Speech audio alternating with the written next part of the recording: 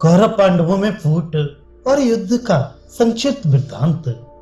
वैशंपायन जी ने कहा, राजन, मैं सबसे पहले श्रद्धा भक्ति पूर्वक एकाग्र चित्त से अपने गुरुदेव श्री व्यास जी महाराज को साष्टांग नमस्कार करके संपूर्ण द्विजों तथा अन्य विद्वानों का समादर करते हुए यह संपूर्ण लोकों में विख्यात महर्षि एवं महात्मा इन परम बुद्धिमान व्यास जी के मत का पूर्ण रूप से वर्णन करता हूँ। जन्मेजय, तुम इस महाभारत की कथा को सुनने के लिए उत्तम पात्र हो और मुझे ये कथा उपलब्ध है तथा श्री गुरु जी के मुखारविंद से मुझे यह आदेश मिल गया है कि मैं तुम्हें कथा सुनाऊं और इससे मेरे मन को बड़ा उत्साह प्राप्त होता है। राजन, जिस प्रकार कौरव और पांडवों में फूट पड़ी वह प्रसंग सुनो। राज्य के लिए जो जुआ खेला गया उससे उनमें फूट हुई और उसी के कारण पांडवों का वनवास हुआ।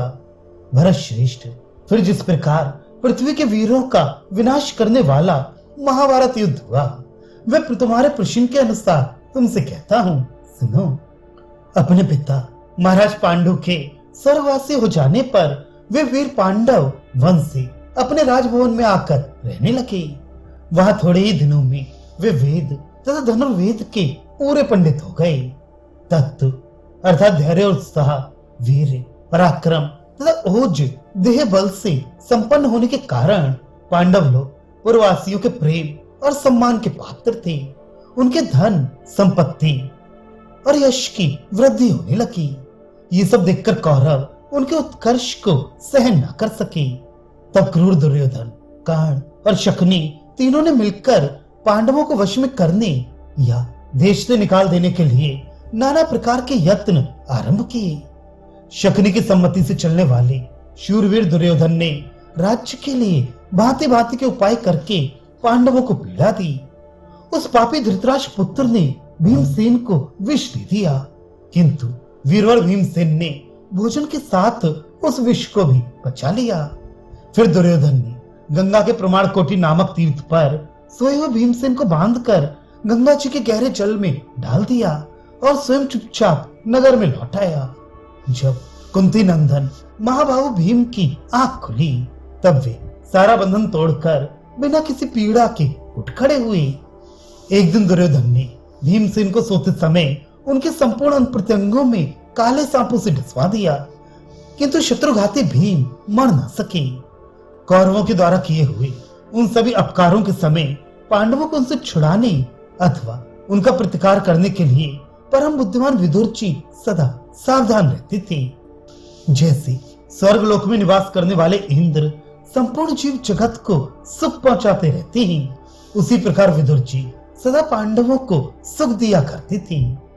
भविष्य में जो घटना घटित होने वाली थी उसके लिए मानो देव ही पांडवों की रक्षा कर रहा था।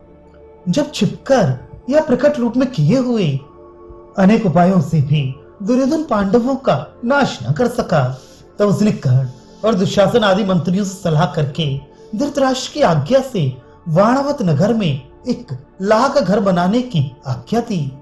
अंबिका नंदन धृतराष्ट्र अपने पुत्र का प्रिय चाहने वाली थी, अतः उन्होंने राजभोग की इच्छा से पांडवों को हस्तिनापुर छोड़कर वाणावत के लाक्षागृह में रहने की आज्ञा दी थी। माता सहित पांचों पांडव एक साथ हस्तिनापुर से प्रस्थित हुए।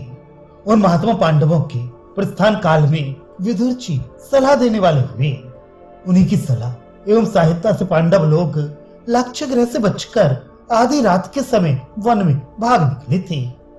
धृतराष्ट्र की आज्ञा से शत्रुओं का दमन करने वाले कुंती कुमार महात्मा पांडव वाणावत नगर में आकर लाक्षागृह में अपनी माता के साथ रहने लगे।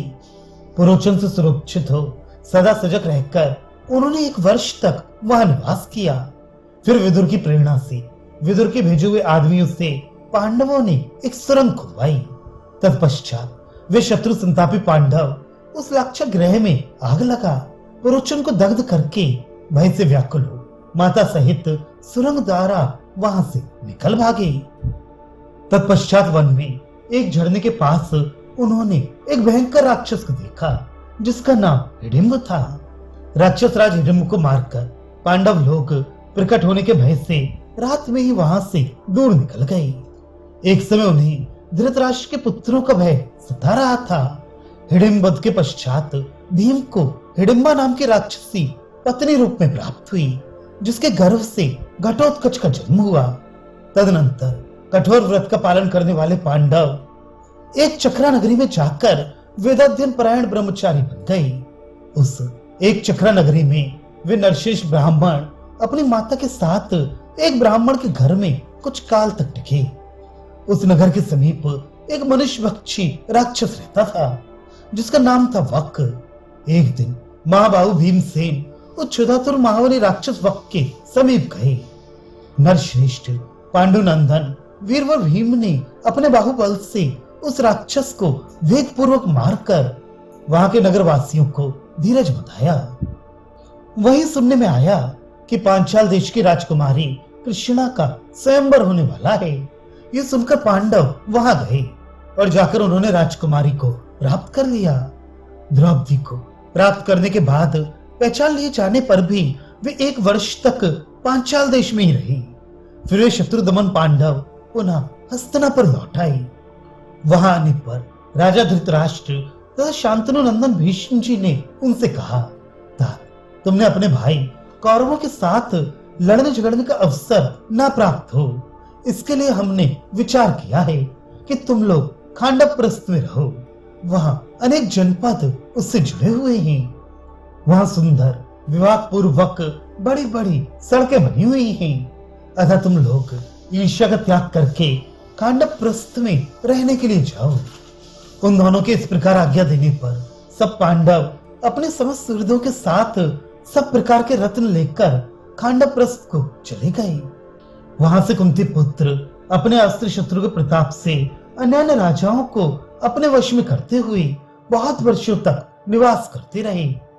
इस प्रकार धर्म को प्रधानता देने वाले, सत्यव्रत के पालन में तत्पर, सदा सावधान एवं सजग रहने वाले, क्षमाशील पांडव वीर बहुत से शत्रुओं को संतप्त करते हुए वहां निवास करने लगे। महायशस्वी भीमसेन ने पूर्व दिशा पर विजय पाई। वीर अर्जुन ने उत्तर, नकुल ने पश्चिम और शत्रु वीरों का संहार करने वाले सहदेव ने दक्षिण दिशा पर विजय प्राप्त की। इस तरह सब पांडवों ने समूची पृथ्वी को अपने वश में कर लिया। वे पांचों भाई सूर्य के समान तेजस्वी थे और आकाश में नित्य उदित होने वाले सूर्य तो प्रकाशित थे ही। इस तरह सत्य पराक्रमी पांडवों के होने से ये पृथ्वी मानो 6 सूर्यों से प्रकाशित होने वाली बन गई। तदनंतर कोई निमित्त बन जाने के कारण सत्य पराक्रमी तेजस्वी धर्मराज युधिष्ठिर ने अपनी प्राणों से भी अत्यंत प्रिय, स्थिर बुद्धि तथा सद्गुण युक्त भाई नरश्रेष्ठ सव्यसाची अर्जुन को वन में भेज दिया। अर्जुन ने अपने धैर्य, सत्य, धर्म और विजयशीलता के कारण भाइयों को अधिक प्रिय थे। उन्होंने अपने बड़े भाई की आज्ञा का कभी उल्लंघन नहीं किया था। वे पूरे 12 वर्ष और 1 मास तक वन में रहे। उसी समय उन्होंने निर्मल तीर्थों की यात्रा की और नाग कन्या उलूपी को पाकर पांड्य देशीय नरेश चित्रवाहन की पुत्री चित्रांगदा को भी प्राप्त किया और उन्होंने स्थानों में उन दोनों के साथ कुछ काल तक निवास किया। तत्पश्चात वे किसी समय द्वारका में भगवान श्री कृष्ण के पास गए। वहां अर्जुन ने मंगलमय वचन बोलने वाली कमल लोचना सुभद्रा को, जो वसुदेव नंदन श्री कृष्ण की छोटी बहन थी, पत्नी रूप में प्राप्त किया। जैसे इंद्र से शची और भगवान विष्णु से लक्ष्मी संयुक्त हुई हैं, उसी प्रकार सुभद्रा बड़े प्रेम से पांडु नंदन अर्जुन से मिली। तत्पश्चात कुंती कुमार अर्जुन ने खांडवप्रस्थ में भगवान वासुदेव के साथ रहकर अग्निदेव को तृप्त किया। निरपशेष जन्मेजय भगवान श्री कृष्ण के साथ होने से अर्जुन को इस कार्य में ठीक उसी तरह अधिक परिश्रम या भार का अनुभव नहीं हुआ, जैसे दृढ़ निश्चय को सहायक बनाकर देव शत्रुओं का वध करते समय भगवान विष्णु को भार या परिश्रम की प्रतीत नहीं होती है। तदनंतर अग्निदेव ने संतुष्ट हो अर्जुन को उत्तम गांडीव धनुष, अक्षय बाणों से भरे हुए 2 तुणीर और एक कपिध्वज रथ प्रदान किया। उसी समय अर्जुन ने महान असुर मय को खांडव वन में जलने से बचाया था। इससे संतुष्ट होकर उसने अर्जुन के लिए एक दिव्य सभा भवन का निर्माण किया जो सब प्रकार के रत्नों से सुशोभित था। खोटी बुद्धि वाले मूर्ख दुर्योधन के मन में उस सभा को ले लेने के लिए लोभ पैदा हुआ। तब उसने शकुनी की सहायता से कपटपूर्ण जुए के द्वारा युधिष्ठिर को ठग लिया और उन्हें 12 वर्ष तक वन में और 13वें वर्ष एक राष्ट्र में अज्ञान रूप से वास करने के लिए भेज दिया। इसके बाद 14वें वर्ष में पांडवों ने लौटकर अपना राज्य और धन मांगा। महाराज, जब इस प्रकार न्यायपूर्वक मांगने पर भी उन्हें राज्य न मिला, तब दोनों दलों से युद्ध छिड़ गया। फिर तो पांडव वीरों ने क्षत्रिय कुल का संहार करके राजा दुर्योधन को भी मार डाला और अपने राज्य को, जिसका अधिकांश भाग उजाड़ हो गया था, पुनः अपने अधिकार में कर लिया। विजय वीरों में श्री जन्मेजय अनायास महान कर्म करने वाले पांडवों का यही पुरातन इतिहास है। इस प्रकार राज्य के विनाश के लिए उनमें फूट पड़ी और युद्ध के बाद उन्हें विजय प्राप्त हुई।